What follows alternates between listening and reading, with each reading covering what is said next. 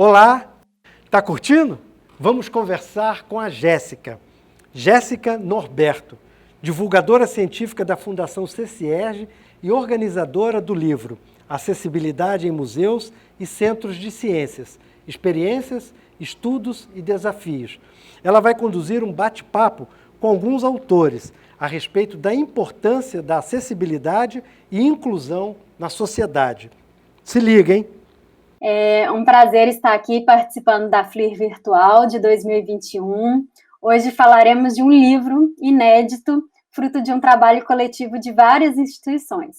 Eu sou Jéssica Norberto Rocha, divulgadora científica da Fundação CCIERJ, jovem cientista do nosso estado FAPERJ e organizadora do livro Acessibilidade em Museus e Centros de Ciências, Experiências, Estudos e Desafios, da editora Fundação CCIERJ, sendo uma realização, então, da própria Fundação CCIERJ e do grupo Museus e Centros de Ciências Acessíveis, com apoio da Fundação de Amparo à Pesquisa do Estado do Rio de Janeiro, FAPERJ.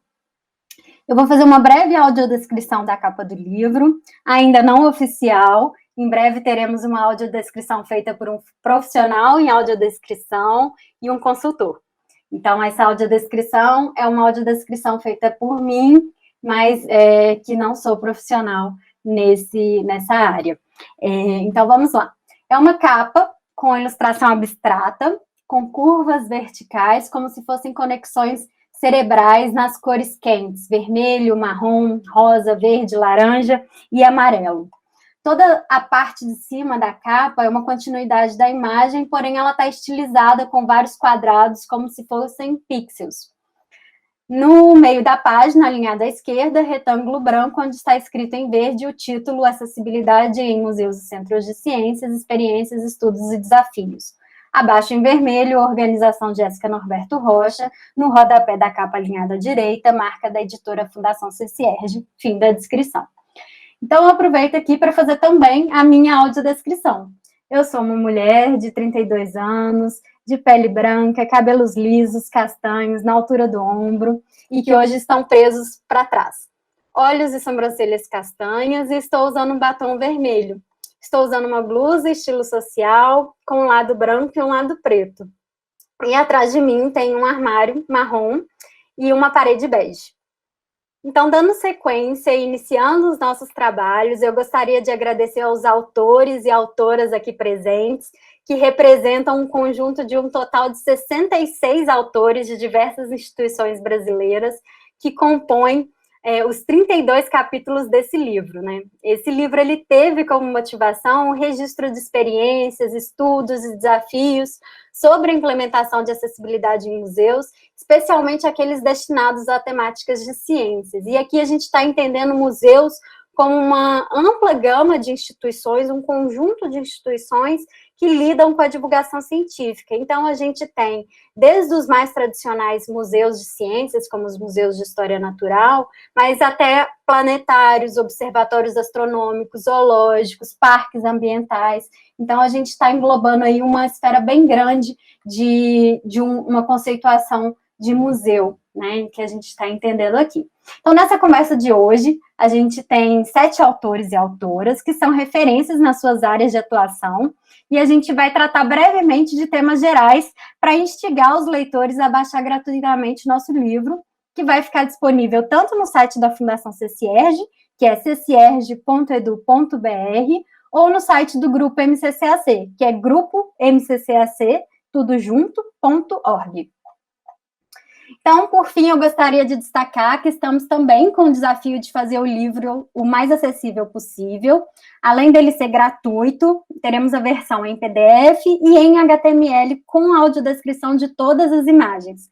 O título e o resumo de cada capítulo estarão gravados em Libras e o texto também pode ser acessado na versão HTML com os avatares da Rentoc, que fazem interpretação em Libras no nosso site. Então, primeiro, eu vou chamar a Josiane Kunzler, representando o Conselho Editorial do livro, para nos dizer o que significa para a área de museus ter uma publicação com experiências de diversas instituições sobre acessibilidade. Olá, pessoal. Eu sou a Josiane Kunstler, eu sou paleontóloga e sou museóloga, vou me autodescrever. Eu sou uma mulher de 32 anos, pele branca, cabelos enrolados e ruivos, que estão presos para trás, olhos verdes, e estou usando uma blusa azul de bolinhas brancas e batom rosa claro. E atrás de mim tem uma parede branca com 2 quadrinhos em preto e branco. Em primeiro lugar, eu gostaria de agradecer a parceria com a Fundação CCIEG, na pessoa da professora Jéssica Norberto, em nome do Grupo de Trabalho Inclusão no MAST, da qual fui coordenadora, junto a Carla Camila Passos dos Santos, na coordenação de Educação e Popularização da Ciência, do Museu de Astronomia e Ciências Afins. Nós, respondendo à pergunta da professora, nós, como museólogas e educadoras museais, nós entendemos que os museus têm uma missão social a cumprir, que passa obrigatoriamente pela inclusão das pessoas com deficiência e que requer conhecimentos teóricos e práticos, além da reflexão profunda sobre a aplicação destes, né, como qualquer outra ação nos museus. Muitos trabalhos já vêm sendo realizados nesse sentido, e esse livro tem o potencial de integrar essas várias iniciativas, né, se tornando uma referência para o campo, ao reunir e disponibilizar conceitos, metodologias, tentativas, erros e acertos, enfim, aprendizados, né, que serão muito úteis ao trabalho de acessibilidade em museus. E eu acredito que com esse material nós conseguimos também mobilizar ainda mais que os 66 autores dos capítulos, nos aproximando de um cenário mais apropriado, né, que garanta o atendimento dos direitos das pessoas com deficiência, não só de terem acesso, mas também de fazerem parte da produção da cultura, da arte, do conhecimento e dos patrimônios que são preservados, pesquisados e comunicados nos museus. E antes de acabar a minha fala, né, eu gostaria de deixar registrado, né, um respeito às vidas perdidas devido à pandemia de Covid-19, com a consciência de que esse livro, ele nasce de um cenário crítico, mas que ainda há muito a ser feito pelos museus, essas instituições de lugar privilegiado na sociedade, né? Então, eu agradeço mais uma vez a oportunidade de ter contribuído com esse trabalho e desejo uma ótima leitura para todo mundo. Obrigada. Perfeito, Josiane, muito obrigada. Sim, é um registro importante deixar que essa produção foi toda realizada durante o período de pandemia, né, e nos solidarizar com os parentes, os familiares dos nossos autores e também com todos os leitores que certamente conhecem ou têm relação com alguma pessoa que sofreu de Covid-19 nesse período. Então, nossa solidariedade aqui. Vou passar, então, agradecer a Josiane e passar, então, a palavra para a Andréia Costa, educadora do Museu Nacional da UFRJ e docente na Escola de Museologia da Unirio. E a nossa pergunta para a Andréia é: você pode nos explicar o que é acessibilidade em museus e por que ela é tão importante para a sociedade? Olá, pessoal. Eu sou a Andréia Costa, vou começar fazendo a minha descrição. Eu sou uma mulher branca, de 40 anos, cabelos lisos, levemente ondulados, castanhos, pouco abaixo dos ombros. Estou aqui no meu escritório, na minha casa, e ao fundo temos alguns quadros com reproduções de obras de arte e também uma estante com alguns livros. Quero agradecer o convite para estar aqui. É um prazer falar sobre um tema tão relevante quanto necessário, que é a acessibilidade de museus, que abarca um conjunto de práticas e discussões cada vez mais numerosas e potentes. Felizmente, o termo acessibilidade ele vem sendo cada vez mais utilizado no campo museal e são vários os sentidos empregados ao mesmo. Eu acredito na importância da gente usar uma concepção abrangente, considerando que também são abrangentes os públicos e os desafios a serem superados. Falar em acessibilidade de museus passa necessariamente por reconhecer o caráter excludente dos museus. Assim, é preciso pensar a acessibilidade a partir de uma dimensão política comprometida com a cidadania. Se a exclusão muitas vezes se faz de maneira sobreposta e combinada, é necessário também articular e combinar diferentes tipos de acessibilidade, como a acessibilidade física, a sensorial, a econômica e social, a acessibilidade intelectual, a atitudinal, entre outras. No que se refere ao livro que está sendo lançado, eu escrevi em coautoria com os meus colegas Patrícia Lameirão e Paulo Vitor Gitzin o capítulo O Mar Brasileiro na Ponta dos Dedos, que apresenta as experiências adquiridas com a exposição acessível concebida pela Seção de Assistência ao Ensino do Museu Nacional, que foi acometido por um incêndio de grandes proporções no dia 2 de setembro de 2018. A exposição ela partiu de um desejo inicial de incluir pessoas com deficiência visual naquele museu, mas ela foi sendo modificada ao longo do tempo a partir do diálogo com diferentes públicos, com o objetivo de se tornar cada vez mais acessível. Então, o nosso texto apresenta uma avaliação da exposição, feita com base em entrevistas realizadas com visitantes com deficiência e seus acompanhantes, e também a partir de observações de diferentes públicos, né, que a visitaram. Então, acho que, tentando encaminhar assim, uma resposta, concluir a pergunta feita pela Jéssica, a gente conclui com esse trabalho, com as nossas reflexões, assim como vários outros colegas também têm concluído, que as iniciativas que buscam favorecer o acesso de pessoas com deficiência aos museus beneficiam a todos os públicos, e que a acessibilidade de museus precisa ser construída de maneira transversal e como uma política institucional, né, em cada museu, com vistas a incluir aqueles que ainda não se veem como público. Então, ao buscar promover a acessibilidade, os museus se comprometem com a equidade e se colocam como ferramenta de luta em favor da transformação social. Então, é assim que a gente acredita, né, que os museus devem agir na nossa sociedade hoje, né, assumir esse posicionamento político e funcionar como uma ferramenta buscando transformar essa sociedade ainda tão excludente e desigual. Obrigada, Andréia, pela colocação. Eu acredito que o que você pontuou agora tem muito a ver com o papel social do museu, tem muito a ver com o que a Marisa vai falar para a gente em seguida. Então, vou chamar a professora Marisa Gomes, do INES, Instituto Nacional de Educação, e eu queria saber como que a acessibilidade em museus dialoga com a educação e com a formação de professores. Marisa, seja bem-vinda. Boa tarde a todos, muito obrigada. Meu nome é Marisa Gomes. Em primeiro lugar, gostaria de agradecer a oportunidade de estar fazendo parte desse projeto tão grandioso e de tanta relevância para a nossa educação de uma forma geral. Bom, eu sou professora adjunta do Instituto Nacional de Educação de Estudos, líder do grupo de pesquisa Ensino de Ciências e Educação de Estudos e membro do grupo de pesquisa Acessibilidade, Interculturalidade e Educação de Estudos. Agora eu vou me autodescrever. Eu sou uma mulher de cor preta, de 40 anos, cabelos crespos, com dreads e cabelo curto, olhos castanhos e estou usando um óculos de armação preta, uma camiseta preta e atrás de mim eu tenho uma cortina na lateral direita, azul, e uma parede de fundo branco. Eu falo aqui no meu nome e no nome da professora Tânia Chalub, que é a minha parceira no momento da escrita desse trabalho. Gostaria de agradecer o convite para a participação nesse trabalho, que confere uma oportunidade valiosa de troca de experiências e também uma oportunidade de mostrar as nossas experiências enquanto docentes do Instituto Nacional de Educação de Surdos, que é uma instituição que é singular, a primeira instituição para a educação de surdos no Brasil. Então, a gente traz experiências no tocante à educação desses licenciandos.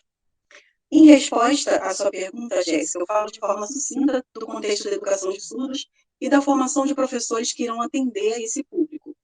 É fundamental ter espaços não escolares como museus que atendam à necessidade de inclusão desses sujeitos a partir da perspectiva da acessibilidade. A gente vem de uma experiência, e o nosso texto no livro retrata muito bem isso, como docentes no curso de licenciatura em pedagogia do INES, a gente tem observado cada vez mais um esforço dos museus e de espaços de ciências, de forma geral, aqui no Rio de Janeiro, para trazer à tona essa questão, disponibilizando o atendimento acessível a esse público, que no nosso caso é o público surdo. Então, em algumas experiências que nós passamos enquanto docentes, nós pudemos observar a existência de monitores surdos, de tradutores e intérpretes nesses espaços, de vídeos com legenda, um investimento no aspecto visual das exposições. Então, a gente tem levado os nossos alunos a essas exposições, identificado os dispositivos de acessibilidade e sinalizado também, em contrapartida, em espaços em que eles não existam.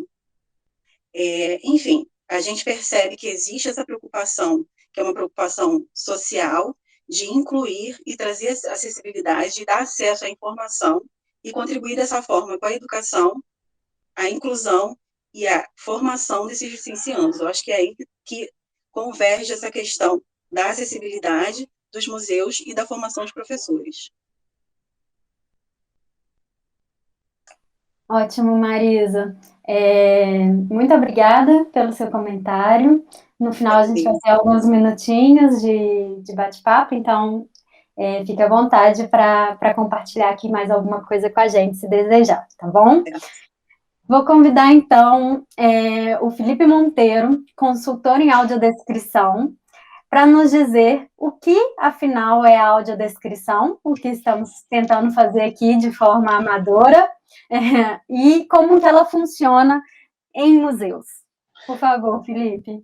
Olá, pessoal, tudo bem? Meu nome é Felipe Monteiro, eu tenho deficiência visual, 42 anos, sou um homem branco de pele morena. Eu tenho cabelo, sobrancelhas e olhos castanhos escuros, estou com uma camisa azul, fone de ouvido preto, e atrás de mim uma cortina bege e branca. E tenho muito orgulho de dizer que sou da cidade de Resende, estou neste momento na cidade de Resende. Para mim é um orgulho poder participar desse projeto e representar a minha cidade. Então, a audiodescrição, Jéssica, é um recurso de acessibilidade comunicacional. Através desse recurso, nós podemos converter informações visuais em informações verbais. Então, tudo que é imagem, nós podemos converter em texto. E isso chega até o usuário que prioritariamente pode ser pessoas com deficiência visual cega ou com baixa visão, pode chegar através do áudio, mas também pode chegar através do braille, pode chegar através de um texto digital, como esse livro que nós estamos disponibilizando, pode chegar através de sites, né, como você mencionou. Então, tem uma infinidade de possibilidades da audiodescrição ser disponibilizada para esse usuário. E nos museus, exatamente isso que acontece. No texto que eu trago nesse livro, eu falo justamente da experiência de acessibilizar uma exposição com o recurso de acessibilidade, inclusive com a audiodescrição. Então, as imagens são audiodescritas e chegam até o usuário através de áudio, por meio de um dispositivo chamado PenTop, que é uma caneta totalmente acessível, no qual o usuário tem contato, né, faz o contato da caneta com a etiqueta, e a partir dali ele tem acesso a esse áudio, tem a descrição das imagens, e as imagens também são audiodescritas ao vivo. Nós temos nessa exposição réplicas de obras em alto relevo, onde o usuário pode tocar nessas réplicas e ter a audiodescrição pela mediação, ou seja, pelo pessoal do educativo, que vai trazendo o contexto histórico daquela imagem e ainda inserindo o recurso da audiodescrição. Então, é um recurso que atende, né, como eu falei, as pessoas com deficiência visual, mas também pode atender outros públicos, né, como as pessoas com deficiência intelectual, síndrome de Down, transtorno do espectro do autismo, dislexia, déficit de atenção, os idosos e as pessoas com baixo letramento. É isso, muito obrigado aí, Jéssica, pela oportunidade. E quem quiser saber um pouquinho mais sobre a audiodescrição, sobre o meu trabalho como consultor em audiodescrição, pode entrar no meu site, que é consultorfelipemonteiro.com.br. Ótimo, Felipe. Esse trabalho de audiodescrição é um trabalho muito relevante que a gente tem tentado implementar nos museus, né? Nem sempre a gente consegue realizar, mas estamos aí no desafio e cada dia em busca de aprender mais, principalmente com você e com outras pessoas que têm trabalhado ativamente nessa área. Então, muito obrigada por estar aqui com a gente. Vou passar a palavra para uma querida professora, referência nacional em acessibilidade, em alfabetização de pessoas surdas, em alfabetização científica de pessoas surdas. Vou chamar a professora Vivian Runjanek, da Universidade Federal do Rio de Janeiro, para nos contar um pouco sobre o trabalho e os desafios de se trabalhar com o público surdo nos museus de ciência. Professora Vivian Runjanek, seja bem-vinda, muito obrigada. Muito obrigada, Jéssica, muito obrigada, principalmente por ter me convidado, junto com os outros, para participar dessa reunião e participar desse livro, que eu estou curiosa de conhecer o conjunto do livro. Meu nome é Vivian Runjanek, eu sou uma mulher de cor branca, 73 anos, eu sou avó de todo mundo que está aqui, com cabelo castanho curto, olhos castanhos e um vestido cor de laranja, e os óculos.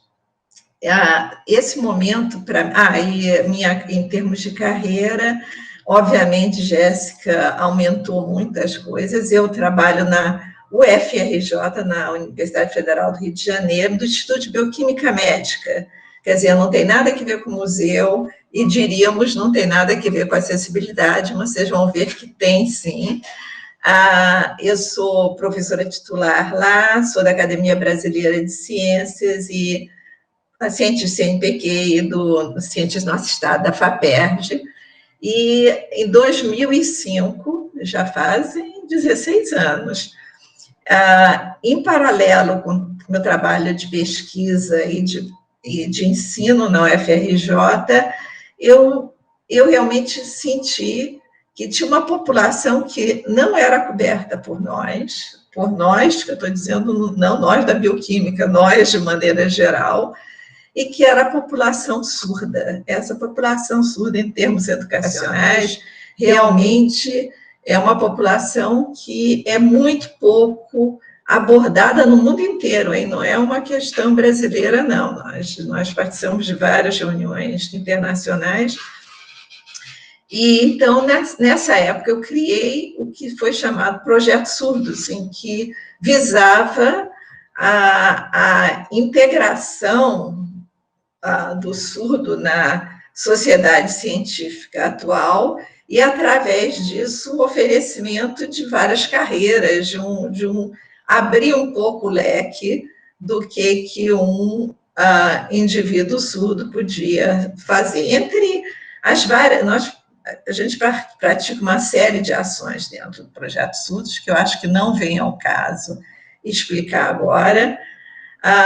Eu acho que o maior problema do indivíduo surdo, e não é só no Brasil, é que, na realidade, ele é muito desconhecido, eles dizem sempre que o surdo é invisível, né? Ele não carrega nada que mostre, que explique que ele é surdo para quem está de fora, né? Então, as pessoas desconhecem que, na realidade, existe uma mistura de características, e uma das mais importantes, talvez, seja o fato de que vários deles se comunicam de formas diferentes, porque a gente sabe que a língua, na realidade, é uma coisa extremamente importante em termos de comunicação, né? E o fato de que alguns utilizam línguas de sinais, outros são oralizados, eles não escutam, uns leem, outros não leem. Quando você tenta fazer alguma coisa que seja para um grupo, você prefere que o grupo seja mais homogêneo, e esse é um grupo que é muito pouco homogêneo. Inclusive, eu conheci, não não dois, a Marisa tem sorte porque ela está no INES, mas eu conheci vários surdos sem língua nenhuma, no Rio de Janeiro, porque eles não utilizam língua de sinais, eles não oralizam, utilizam língua portuguesa. A grande parte dos surdos, sejam eles sinalizantes ou se comunicar oralistas, né, oralizados, eles têm uma enorme dificuldade de ler e de escrever, né, na língua portuguesa. Isso em todas as línguas, porque eu primeiro achava, não, esse é o Brasil não consegue ler. Mas não é não, gente. Em todos os países que eu fui, isso é uma constante, essa dificuldade. Então, é muito difícil a gente imaginar que a gente vai preparar um ambiente para um grupo diverso.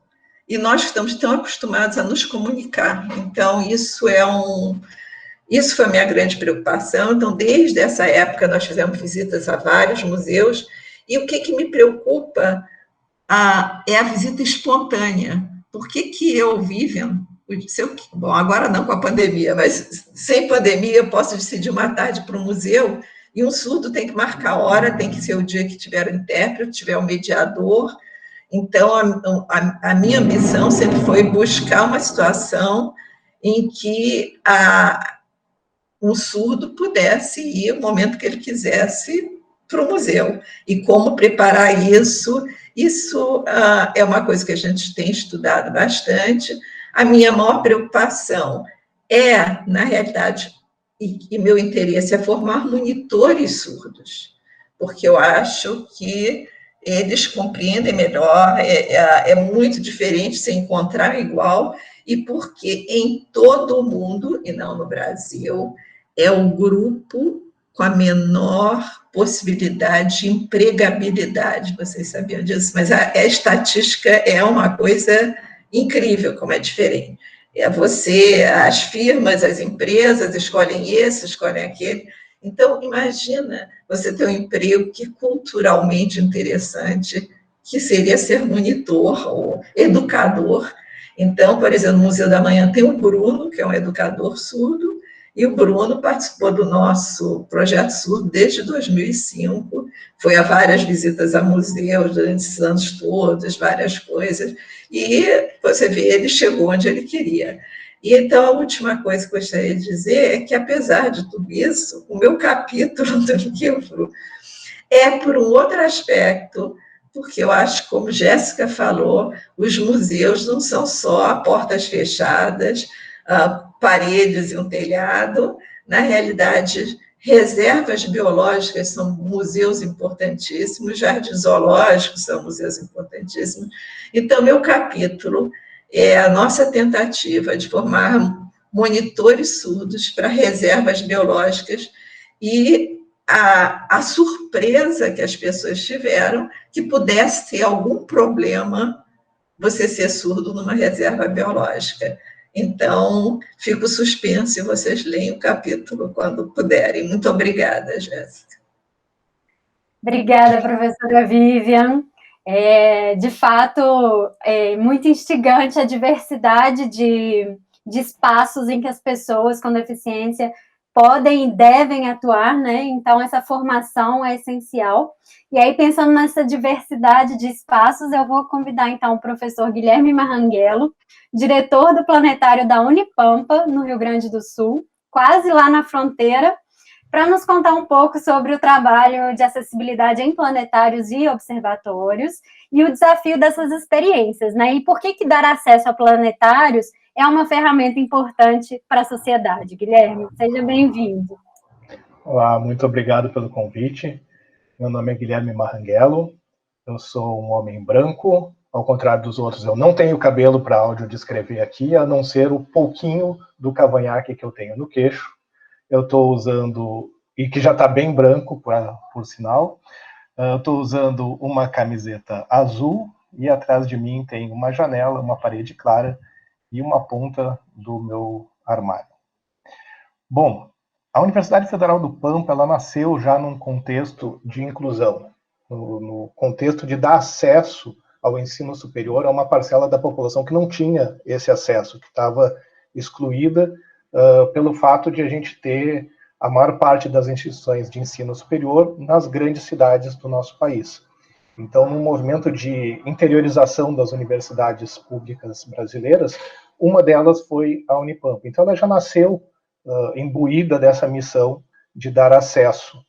E nosso projeto de extensão, quando surgiu, ele contou com a participação de uma professora que trabalha na área de inclusão.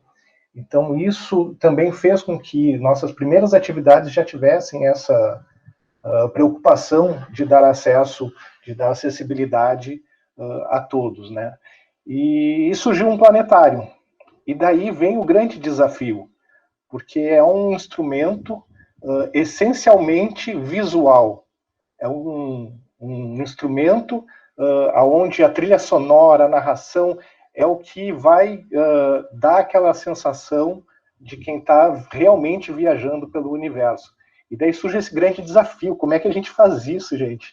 E daí a gente, né, com muito estudo, muita preocupação, com alguns alunos da nossa universidade que nos deram esse auxílio, a gente passou a construir materiais de apoio, materiais táteis, a gente começou a ter tradução em libras das nossas sessões de planetário, e assim foi surgindo, né, essa construção que a gente está longe ainda de concluir.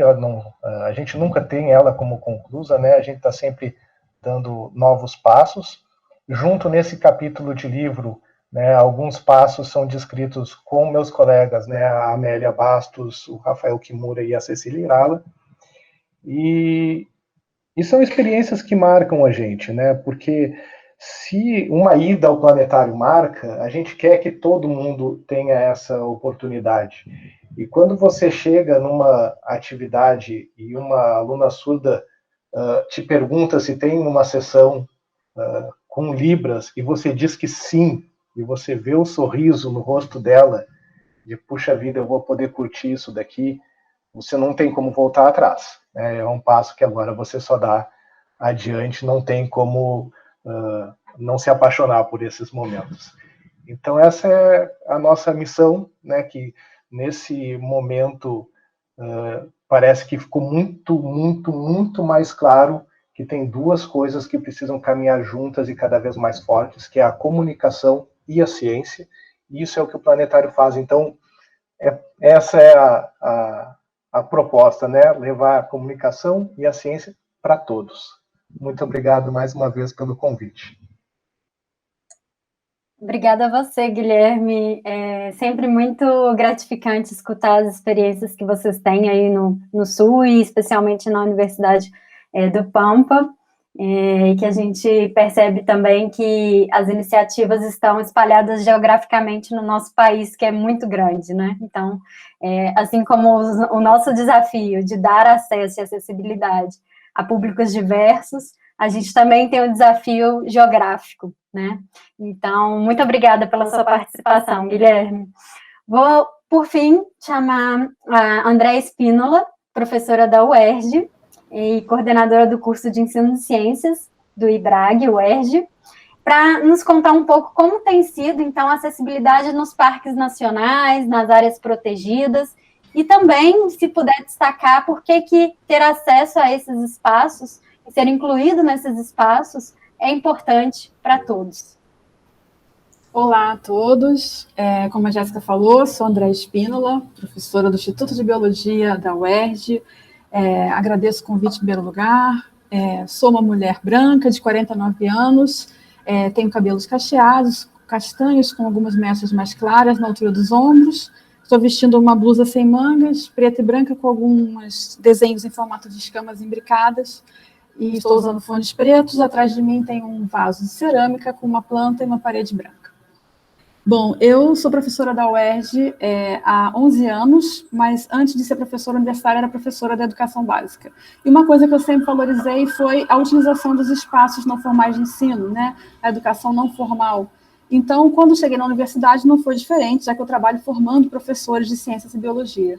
E qual foi minha surpresa, né, a pensar que eu ia encontrar tantas limitações para levar meus alunos a áreas naturais, áreas protegidas, que representam um patrimônio imenso, né, de cultura, patrimônio socioambiental, patrimônio científico também e educacional. Então, comecei a me debruçar nos últimos 5 anos sobre essas questões, porque se eu queria praticar uma educação inclusiva, eu tinha que achar acessibilidade, porque uma não ia acontecer sem a outra. Então, eu iniciei algumas pesquisas e orientei, ao longo desses últimos 5 anos, 4 pesquisas monográficas, né, voltadas para o Parque Nacional da Tijuca, que é o parque mais visitado do nosso país, e para o Parque Nacional do Itatiaia, que é o parque mais antigo do nosso país, de 1937. Então, esses 2 parques, com realidades bem diferentes, dimensões diferentes também, se mostraram extremamente abertos, né? A equipe dos parques, a chefia dos parques se mostrou extremamente aberta a essas novas iniciativas, né? Onde eu destaco que o Parque da Tijuca possui uma trilha adaptada, chamada Caminho Dom Pedro Augusto, que foi reinaugurada e reestruturada em 2011, e que está adaptada com solo, com piso aplainado, com postes e cabeamento, com 20 espécimes vegetais identificados com placas metálicas escritas em braille, né, e também impressão a tinta. Possui, então, uma adaptação a pessoas com deficiência que possam experimentar essa aula ao ar livre, se for uma visita mediada, né, dentro das atividades escolares, ou aquele visitante livre que pode estar no parque a qualquer momento, porque o parque tem visitas gratuitas e abertas todos os dias da semana.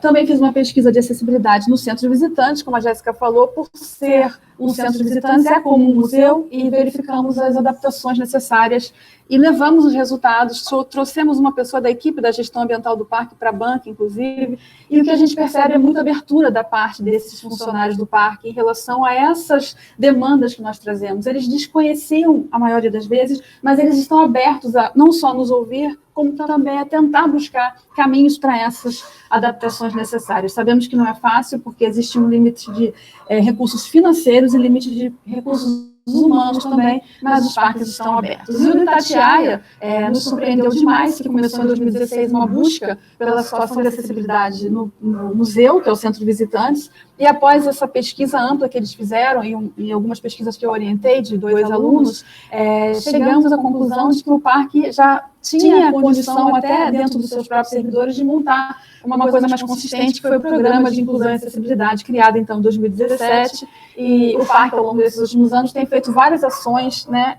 Tem uma trilha sensorial localizada na área adjacente ao centro de visitantes, fez ações, buscou por ações onde pudesse interpretar de alguma forma algo da sua exposição. Então, temos hoje imagens que estão audiodescritas, temos janelas em libras, temos vídeos com legenda, e houve a criação de uma semana de acessibilidade. Então, isso nos deixa extremamente felizes e otimistas quanto ao futuro, né? Então, as equipes estão disponíveis para aceitar e se abrir para essas adaptações necessárias para receber todos os tipos de público, não só escolar, mas como qualquer tipo de visitante. Então, agradeço muito a oportunidade, me sinto muito orgulhosa de estar aqui junto de vocês com essas pesquisas tão sensíveis e necessárias. Muito obrigada, mais uma vez. Obrigada, Andréia, por compartilhar essas experiências conosco. Além em si da prática, a gente precisa estar constantemente estudando também essas ações, até para a gente também poder reavaliar e pensar no nosso papel na sociedade, né? Então, eu vou convidar os autores para abrir as câmeras, e a gente tem em torno de 3 minutinhos, 4 minutinhos. Gostaria de saber se alguém quer fazer algum comentário final, acrescentar alguma coisa, e deixar o convite para os leitores também. Eu gostaria de fazer uma fala em relação à fala da professora Vivian. Gostaria de dizer que, para mim, é uma honra estar aqui compartilhando o mesmo espaço com ela, que é uma referência para mim. No tocante ao trabalho dela, eu estou muito ansiosa para poder ler esse capítulo, uma vez que, em trabalho anterior, eu e a professora Tânia Chalub escrevemos em um capítulo de um artigo, uma experiência no qual nós levamos os alunos no Museu Oi Futuro, aqui no Rio de Janeiro, onde existia o moderador, né, o mediador surdo, e nós identificamos uma diferença enorme na questão comunicacional, na questão da acessibilidade dos nossos alunos. Eles saíram muito felizes e muito contentes que tinham um indivíduo surdo igual a eles participando daquele espaço como mediador, podendo dar acesso de forma ampla às informações que estavam sendo passadas ali naquele espaço. Então, eu estou ansiosa para poder ler o capítulo da professora. Agradeço muito a oportunidade de estar aqui com vocês e peço aos leitores que possam se apropriar do que estejam lendo nos nossos capítulos, que são trabalhos feitos por pessoas que estão aí na educação, lutando por uma educação mais acessível, mais inclusiva. Enfim, muito obrigada. Jéssica, posso dizer uma frase só? Desculpe. Bom, obrigada, Marisa. Eu acho que um aspecto que Marisa trouxe aí é o fato de que, se você tiver mediadores ou surdos, ou cegos, ou com deficiência visual, que não precisa ser cegueira, o público se sente representado, sente que tem alguém que o compreende lá. E é muito importante, se a gente quiser aumentar a quantidade de pessoas visitando esses espaços. No momento, por exemplo, em que o Museu da Manhã colocou um educador surdo permanente, ele está lá o tempo todo, quer dizer, não tem que marcar hora, não está lá. O público surdo no Museu da Manhã aumentou, tem até uma tese da Fiocruz sobre isso, aumentou de uma maneira extraordinária, e eles vão uma vez, 2 vezes, quer dizer, é isso que a gente também tem que levar em consideração, você está dando emprego, você está dando acessibilidade dele conhecer aquilo, e você está dando legitimidade, eles estão se reconhecendo lá e vendo aquilo como uma futura posição para eles, algo alcançável. Era só isso, obrigada. Sim, sem dúvida, professora Vivian, a gente também tem militado muito nessa questão, que é ter o público com deficiência, não só como alunos ou como visitantes, mas também como profissionais, agentes ativos, né, nos bastidores das nossas instituições, bastidores que eu falo não somente no atendimento, né, mas também ali pensando as exposições, planejando nossas ações. Isso, de fato, é muito importante e ainda nem sempre acontece, né? Então, é uma pauta importantíssima e do momento para a gente pensar. E, sem dúvida, com essa crise da pandemia, a gente vai voltar, infelizmente, né, com as portas abertas, com um grupo bem menor, um grupo de funcionários bem menor, e o desafio maior, né? Então, fica também uma questão para a gente refletir como que a gente vai atuar nesse novo contexto, que, sem dúvida, foi de uma redução muito grande para as nossas ações, seja de ciência, seja de cultura, seja de educação. Então, esse livro também é um convite, né, a pensar em como a gente pode refletir e atuar para que a sociedade seja cada vez mais inclusiva para todos.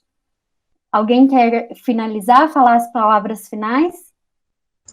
Eu queria colocar... Se o professor André quiser falar, pode ficar à vontade.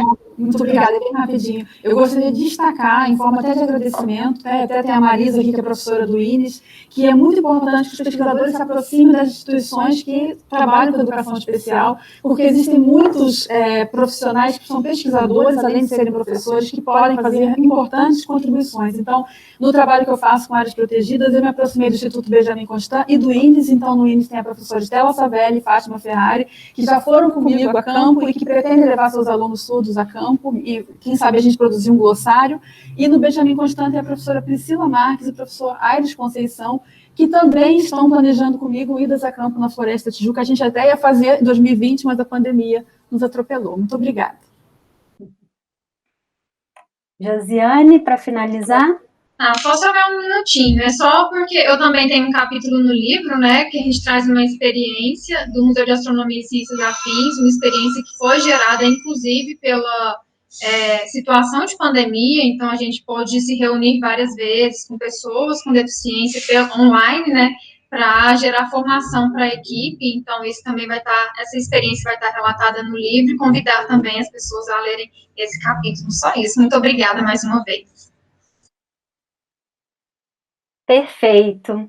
Então, diante da nossa restrição de tempo, eu vou finalizar essa mesa, agradecendo muito a participação e a disponibilidade de vocês, de montar essa rede, né, preocupada e atuante na inclusão nos museus e centros de ciências. E agradecer de novo o convite para participar da FLIR, e reforçar que o nosso livro vai estar em breve, né, disponível para download no site da Fundação CCERJ, que é ccierj.edu.br, e no site do Grupo Museus e Centros de Ciências Acessíveis, que é grupomccas.org. Então, muito obrigada e nos vemos em breve. Tchau!